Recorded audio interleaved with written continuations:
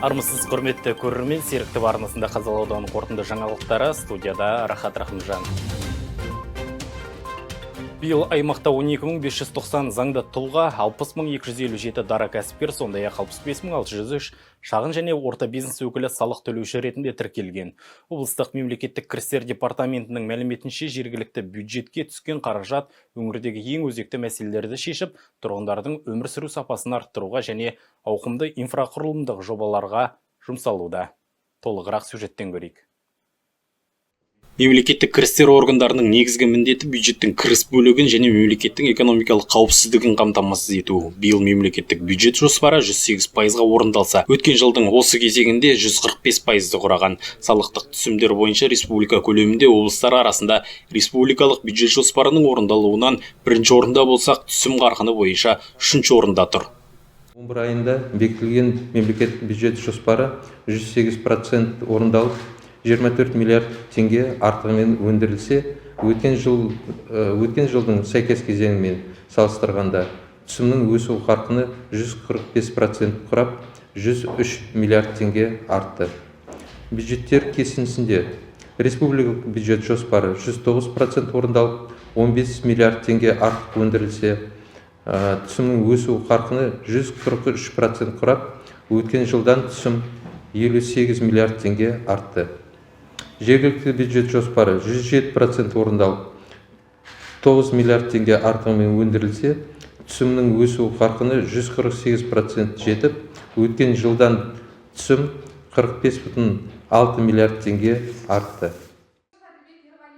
Айта кетейік, осы уақытқа дейін мемлекеттік кірістер органдарының тарапынан жүйелі түсіндіру жұмыстардың нәтижесінде салық есептіліктерін тапсырмағандардың саны 9 айда барлығы 7912 әкімшілік іс қозғалып, тұлғалар жауапкершілікке тартылған. Осы статистикалық мәліметтерге сәйкес, жауапкершілікке тарту дерегі өткен жылдың ұқсас кезеңіне қарағанда 24%-ға азайған. Жалпы мемлекеттік кірістер органдарының тағы бір міндеті салық төлеушілерге сапалы мемлекеттік қызмет көрсету. Осы ретте өңірдегі мемлекеттік кірістер органдарымен биыл 633.380 мемлекеттік қызмет көрсетілген. Рахат Рахымжанов, Шәкәрім Жұмағұл, серікті арнасы. Қазақстан Республикасының тәуелсіздік күні мейрамының 33 жылдығы қарсаңында Қазақстанда жастарға әскери-патриоттық тәрбие беру жетістіктері мен проблемалары тақырыбында студенттер сарайында қалалық ғылыми-тәжірибелік семинар өткізілді. Жасөспірімдердің бойына патриотизмді қалыптастыру мен жастарды әскери-патриоттық тәрбиеге баулу мәселелері қорғаныс министрлігі мен басқа да орталық мемлекеттік органдар қызметінің басым бағыттарының бірі. Біртұтас ұлт, біртұтас әскер бағдарламасын іске асыру жөніндегі жоспарда бекіту әскери-патриоттық тәрбие беру жөніндегі жұмысты одан әрі жетілдіруге жаңа серпін бермек. Қазіргі таңда шекара қызметіне запастағы офицерлер және сержанттар құрамы қатарынан кафедраны бітіріп, бізге шекара қызметіне келіп, әскери қызметке қабылданған офицерлер жетіп артады. Негізгі мамандықтар бойынша іріктеу мен зерделеу жұмыстары осы Қызылорда департаменті арқылы жүзеге асырылады.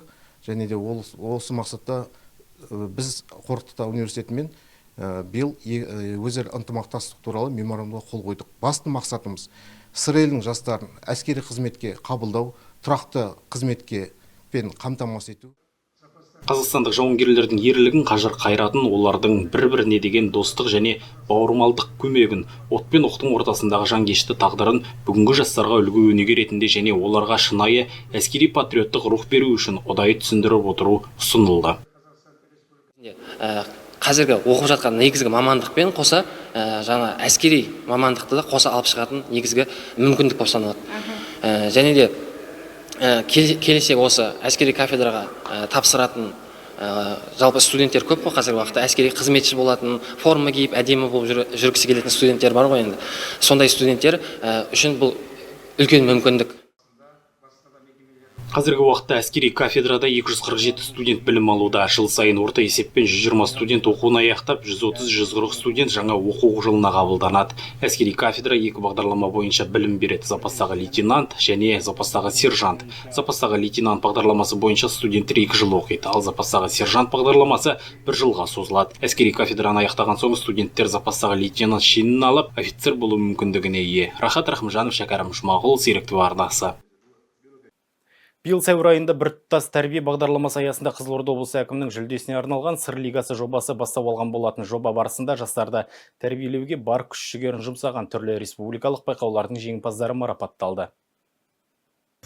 Президент жанындағы ұлттық құрылтайдың адал адам, адал еңбек, адал табыс атты отырысында берілген тапсырмаға сәйкес біртұтас тәрбие бағдарламасы аясында облыс әкімінің жүлдесіне арналған Сыр лигасы жобасы бекітілген болатын. Бүгінде наурыз айында бастау алған жоба қорытындысы белгілі болды. Салтанатты шара Қорқыт Ата атындағы студенттер сарайында өтті. Жыл үздіктерін марапаттау үшін облыстық білім басқармасының басшысы Асқарбек Исжанов арнайы қатысып, жыл үздіктеріне жылы лебізін білдірді.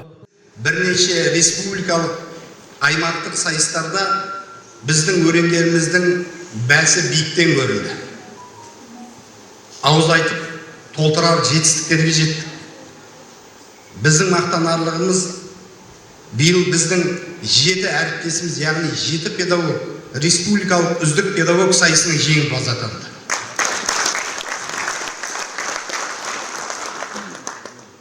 Біздің ең негізгі көрсеткішіміз ұлттық бірыңғай тестілеу болатын болса, Сыр өңірі ұлттық бірыңғай тестілеудің қорытындысымен де бірінші орында. Жоба аясында жастарды тәрбиелеуге бар күш-жігерін жұмсап, егемен еліміздің жарқын болашағына бағытталған қажырлы қызмет үшін Қызылорда облысы әкімінің алғыс хаты мен әріптес серіктес мекеме басшылары, білім бөлімінің қызметкерлері ал арнайы дипломдармен және құнды сыйлықтармен Сыр лигасы жобасының жеңімпаздары марапатталды. Бұл бір жылдық осы еңбекте мектебіміз алғашқы орындарға шығып, бүгін міне марапаттауға ие болып жатырмыз. Бұл әрине үлкен жұмыс, өйткені әрбір бала шығармашылықпен жұмыс жасаған, әрбір оны дайындаған мұғалім, мектеп, барлығы да бұл керемет жаңа жеңіске жетіп отыр. Сондықтан да бүгінгі марапатымызды мақтанышпен айта аламыз. Марапатымыз облыс әкімінің марапаты. Сондықтан да өзімнің әріптестеріме бүгінгі күнде мынау қуанышымызды ортақтасып жатқан әріптестерімізге үлкен алғысымды айтамын. Облыс әкімінің жүлдесіне арналған Сыр лигасы жобасының қорытындысы бойынша Арал ауданының білім бөлімі 1-ші орын, Шиелі ауданының білім бөлімі 2-ші орын, ал Қызылорда қаласының білім бөлімі 3-ші орын иеленді. Рахат Рахымжанов, Шәкәрім Жұмағұлов, Серікті арнасы. Редакциямызға келіп түскен жаңалықтар легі осымен тәмам. Арнамыздан алыстамаңыз.